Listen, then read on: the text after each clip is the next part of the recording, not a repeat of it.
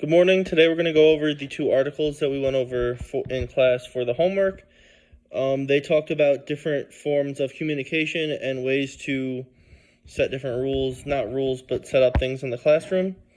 And the first thing that they talked about in the first article was the modeling and that you need a certain place for the modeling. The modeling is very important because it allows the students to be able to follow you, and this is deemed as a good form of communication because you're communicating with the students without explicitly telling them or talking to them and making them do things, but instead you're showing them and the students are following you as well. The modeling is implicit learning, and these things can be done in many different ways. The students could watch you physically pick up an instrument and play it, and then the students could then see how you're holding the instrument, how you play the instrument.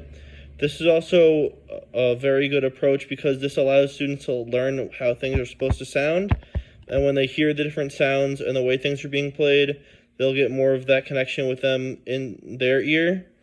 And then another thing that could be done is they could use recordings and videos. So for example, you can assign them a homework or they can watch it in class.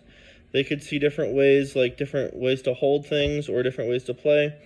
And then again, the modeling is like a great way for them to watch and make sure things are getting done.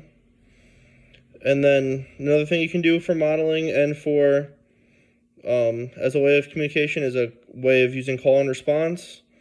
The call and response allows the students to, again, see you. You can communicate with them through the music you're playing, through the way that you're holding the instrument, and then they'll be able to communicate back to you almost in a way of playing the way that you played to them, just in a response for you.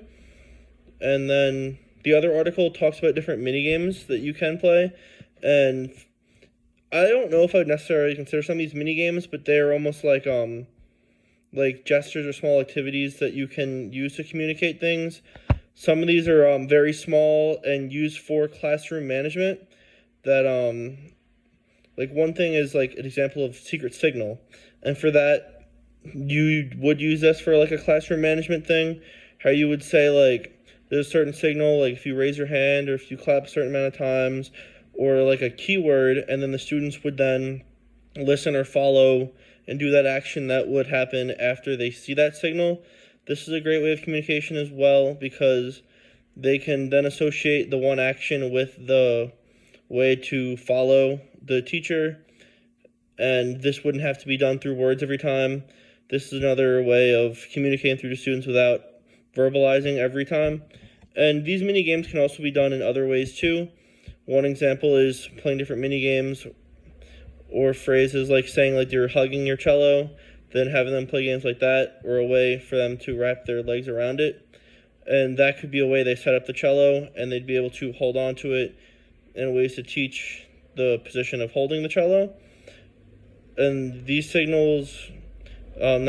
mini games can also be done through showing how to properly hold the bow, or how to properly use the hand position on the bow, or how to properly do the right bow stroke.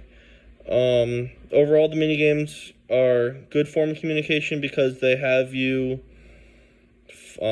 like teaching your students how to do these things through different games or through different ways they find more fun, or ways that they don't just see as a lecture.